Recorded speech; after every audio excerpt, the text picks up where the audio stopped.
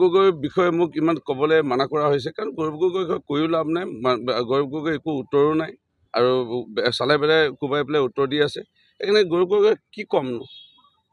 এতিয়া যদি সতীৰ্থসকলৰ এজন এজনকৈ এৰি গৈ আছে, সতীৰ্থসকলে তেওঁক এৰি গৈ আছে, তেওঁ কিবা এটা মানে তেওঁ যিটো ভাবিছিলে সৰ্বভাৰতীয় নেতা, এতিয়া সৰ্বভাৰতীয় নেতাৰ পৰা তালিকাৰ পৰা কৰ্তন হ'ল তেওঁৰ নাম। এতিয়া যিটো আমাৰ বিভিন্ন ৰাষ্ট্ৰলৈ যোৱা কথা আছিলে, সাংসদসকলৰ তালিকাত তেওঁৰ নামটো বাদ পৰিল।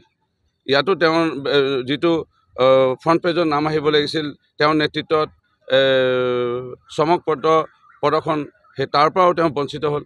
অৰ্থাৎ এটা আৱেগ সৃষ্টি কৰিহে তেওঁ জিকিছিল, সেইটোৱে প্ৰতিপন্ন হ'ল। মই কৈছিলোঁ, বহুতে মোক হাঁহিছিল, গালি পাৰিছিল, আৰু মই লোকসভা নিৰ্বাচনৰ আগমুহূৰ্ততে কৈছিলোঁ যে এইজনক জিকাই লাভ নাই, তেওঁ সময় দিব নোৱাৰিব।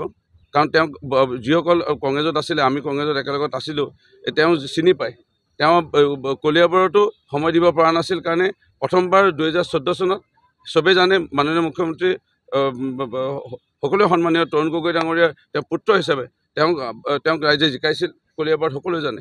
2014 চনত 2019 চনৰ বিষয়ে সকলোৱে জানে যে যিসমূহ খিলঞ্জীয়া মূলৰ লোক বা অসমীয়া মূলৰ লোক থকা সমষ্টি, আজি চৰুপথাৰে হওক, আজি গোলাঘাটে হওক, খুমটাই হওক, দেৰগাঁও হওক, কলিয়াবৰ পৰ্যন্ত আজি 7টামান সমষ্টিৰ পৰা তেওঁ ভোটে নাপালে, তেওঁ হাৰিছে। ৰেকৰ্ড চক 2019 চনত মাত্ৰ 2টা নে 3টা সমষ্টি, ৰূপহী, এই চামগুৰি, য'ত আমি সকলোৱে জানো কোন মানে জাতি জনগোষ্ঠীৰ বা ধৰ্মাৱলী লোকৰ সংখ্যা অলপ বেছি সেই সমষ্টিকেইটাত ৰাইজে অলপ ভোট দিয়া, অলপ বেছিকৈ ভোট দিয়াৰ কাৰণে অলপ ভোটত তেওঁ 2019 চনত জিকিছিল। এইবাৰ তেওঁ কেতিয়াও নিজিকে, তেওঁ জানে ইয়াৰ পৰা ইয়ালৈ গুচি আহিলে, ইয়াত এতিয়া কেনেকৈ জিকিব, দেউতাকৰ সহায় ল'লে আৰু দেউতাকৰ সহায় লৈ পেলাই জিকিছিল। সেইকাৰণে তেওঁৰ বিষয়ে মই ইমান ক'বলৈ মন নাই। মোৰ এটাই কথা যে ৰাইজে তেখেতক কিন্তু মানে হাওপাত নিদিয়া আগত তেওঁ নিজৰ দায়িত্ব পালন কৰা আৰম্ভ কৰক।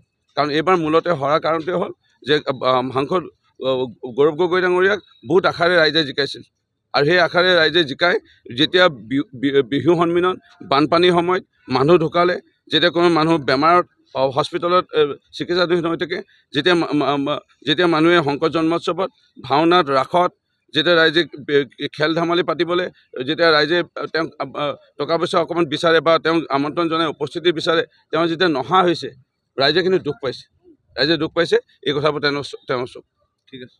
সেইটোৱে পৰামৰ্শ তেওঁলৈ।